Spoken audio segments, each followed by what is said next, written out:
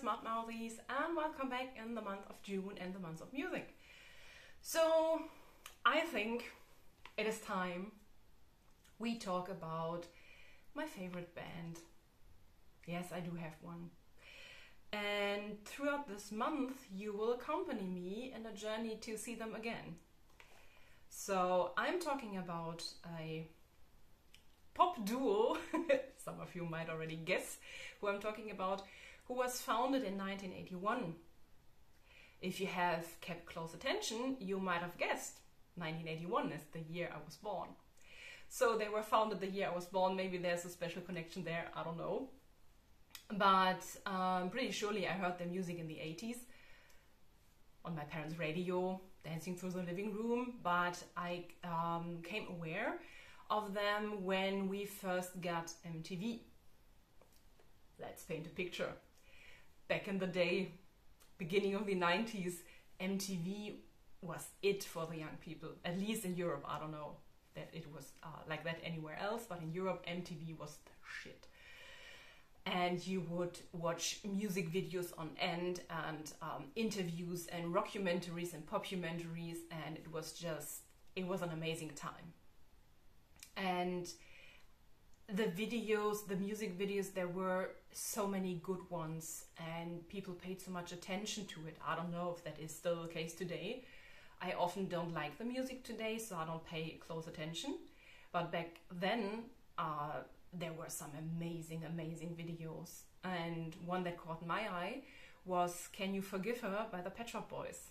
They were dressed completely in orange and these overalls, and they had these pointed hats, and their video was very like orange and blue, and it was amazing. It was very funny. It was computerized, which at that time was majorly different and new technology. And okay, I heard the song, I liked it, but only when they came out with Go West was when I actually became a fan. I was drawn to how they, I mean, we all know Go West is a cover song.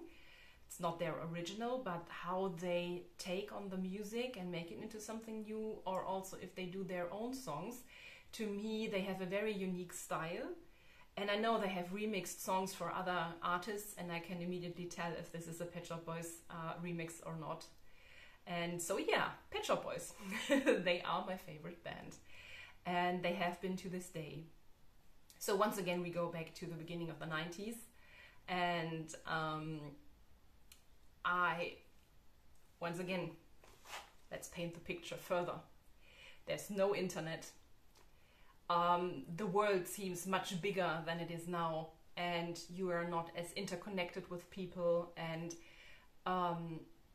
you cannot Google information. You rely on some magazines and some short articles. And we would read these teen magazines and take that was all the rave back then, and I didn't care for them. And New Kids on the Block, and I don't want to say it, but maybe some David Hasselhoff. Also, I never listened to him, but okay. He was in the magazines. Okay. Anyways, so I couldn't get that much information. Who were these two men? Were they married? Did they have children? How old were they? I wanted to know everything. I wanted to know how they met and how they came across to do the music and blah, blah, blah. I couldn't get any information. And at one point I had a pen pal from like the eastern part of Germany, and she had the ability or possibility to go to a library that stored old magazines, and she would copy old articles from the 80s and send me the black and white copies. So I would gather some information, and I made a little like folder with all my articles about Pet Shop Boys. No, I don't think I have it anymore. I wouldn't know where to look. I don't know. Anyways, I was pretty obsessed with them, and I was very alone with that too, because everyone in my school was like, the girls were like New Kids on the Block, Take That, and later on Backstreet Boys, and they were crazy for that. Some were more in like the metal direction, just meaning Metallica. And Aerosmith, I don't know what the boys liked. Nirvana probably. I mean, we all liked Nirvana, didn't we? But still, I was the only one into the Pet Shop Boys. And what drew me also were the lyrics. I like the easy-going pop music, and I enjoyed that very much, but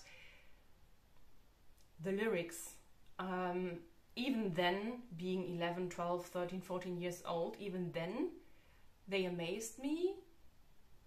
Nowadays, they touch me deeply. Maybe I also have them in a book. To me, back in the day, I often did not get the lyrics how I perceive them today.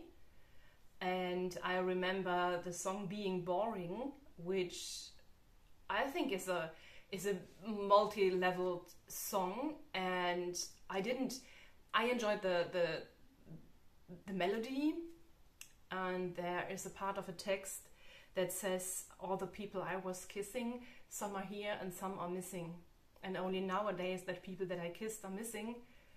This struck something with me, and it touches me, and I think the lyrics are simply amazing. To me, still to this day, the best song ever written is So Hard. I encourage you to listen closely to that song because it's super funny. It's super funny. And it's a catchy melody. So I think they succeed on both ends.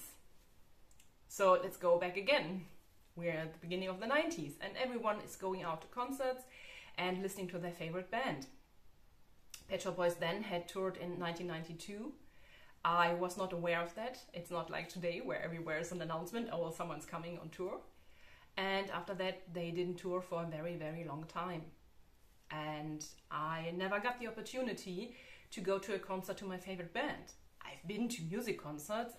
I pushed my dad to go with me to Roxette. We went to see People, all amazing bands, and we had a great time. But I was never able to see my favorite band. And so we're talking 1992 and onwards. My love for the Pet Shop Boys faded a little as I grew older. I got interested in, not a different kind of music. It was always electrical music, always. I do not like music with guitars. You might learn, maybe you learned already or you'll learn later this month. I don't like instruments with strings. Be it guitar, violin, violas, cello might where I draw a line. I cannot stand these instruments. They do nothing for me. So it's electrical music. It's electrical music all the way. Anyways. So, but I explored different electrical music then. I mean, you can always broaden your horizon, right? Anyways, so, I mean, I was still listening to the Pet Shop Boys, but they didn't play like the overall role they used to play for several years. I wouldn't talk about anything else than Pet Shop Boys. I might have bored people to death. I remember that I had an assignment in school. I don't know which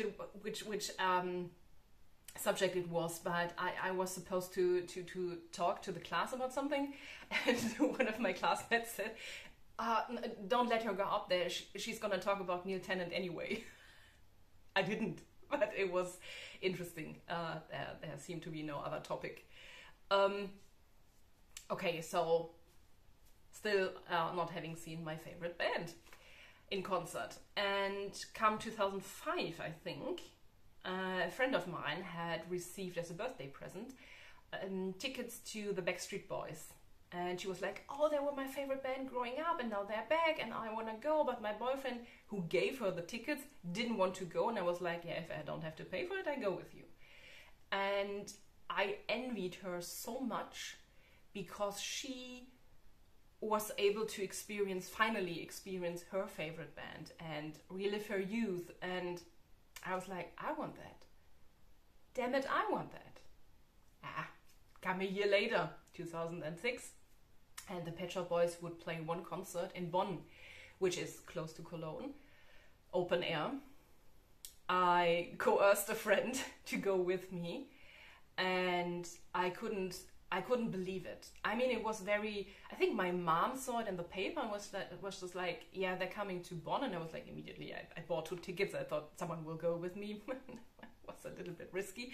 Anyways, and we went, and I enjoyed the audience. There were people like me, maybe a little older, who definitely were like Pet Shop Boys fans in the 80s and 90s, and probably not caught up in the newest things they did, which is not a bad thing at all. But they were like, they weren't hardcore fans. They were like these, oh, the Pet Shop Boys are coming and I live close by. Yeah, let's take a look.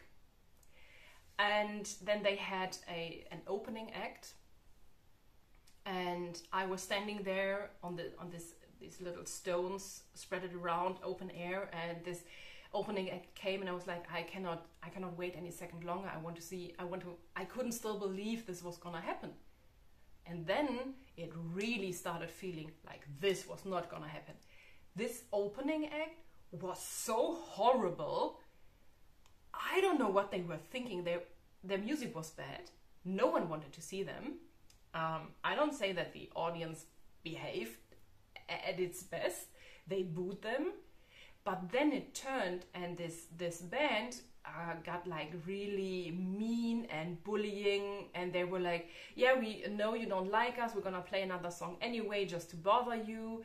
And the energy had turned from like happy expectations, and it turned. It got horrible. People were, as I said, we were standing on these little stones, and then people took the stones and threw it on the stage. Some of them threw some cans on the stage. I thought, what kind of concert am I at? And then, so the opening act band went their way, and the Pet Shop Boys wouldn't come out. And I thought, yeah, of course they wouldn't. No one wants to play to an audience like that.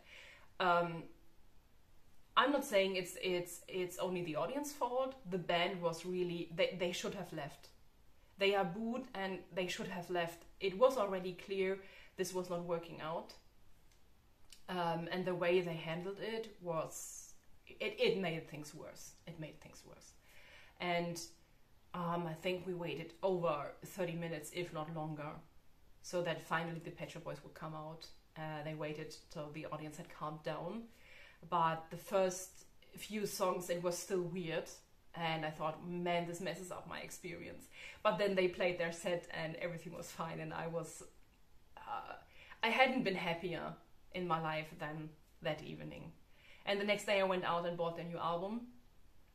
And I thought, finally, I know what it feels like to see my favorite band play and to go to a concert like that. And it was just love. It was everything.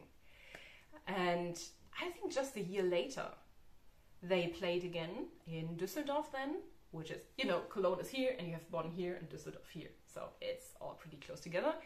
And I went with the same friend to Düsseldorf. I enjoyed it, but the audience once again was different. We saw people with like AC/DC shirts. And I was like, what are they doing here? Well, okay. I just do it. Anyways, again, a completely different audience and a not very huge audience. And I thought, whoa, no one's gonna listen to them anymore. That's weird, because they've been a stable in the music industry since like at that time, I think 25 years. Anyways, shortly after, they played again. And I couldn't get enough, and I was like, every chance I get, I will go to their concert. Firstly, I wanted to re-experience what I did the first time I saw them. Second, I had missed seeing my favorite band play, hearing them play, that I was like taking every opportunity I could get to see them again. And the third time I went was in Cologne, in the Palladium. Man, this is a bad venue. Is this a bad venue? The stage is so low, no one can see anything. And they let in way too many people, and you stand crowded, and all I could see was maybe Neil Tennant's hat that he wore, and nothing else. And yeah, the music was great, obviously, but what the heck, and I swore, never will I go to that venue again, ever. This is not worth it, not any money in the world. Come, I think 2016, and the Pet Shop Boys played again there. I took my husband and I said, I remember it was a bad venue, let's see how it goes. I don't know, but it's the Pet Shop Boys, I have to go. I sort of regretted it. It's not their fault. Their set was still amazing. The music is amazing. They do their job. They are not responsible for the venue being so bad. They let in even more people than the last time. Even my husband, who's very tall, couldn't see anything. And I thought, man, this is just, why is it always weird? I want to just be here and enjoy the songs. And I cried because I was so delusioned? No. What is it? Desillusioned? Desillusioniert? What is that in English? Okay, anyways. My husband bought me a merch t-shirt then to cheer me up. But I said, this is just not, this is not how it's supposed to be. Let's circle back to the early 90s. The Pet Shop Boys not going on tour. Me being 13 years old and being very naive, thinking, oh, if they're not on tour, they're always in London. Let's go to London. I will roam the streets and I will meet the Pet Shop Boys. Okay. Anyways, a friend and I, we pushed our parents, and her dad and my dad went with us together to London. Maybe I will insert some pictures here of me in London, not meeting the Pet Shop Boys, can you guess? Anyways, it felt amazing. It felt like I made it to their origin. And I said, one day I want to be here when they play a concert. And then come 2018. And I will tell you this story another time. Take care.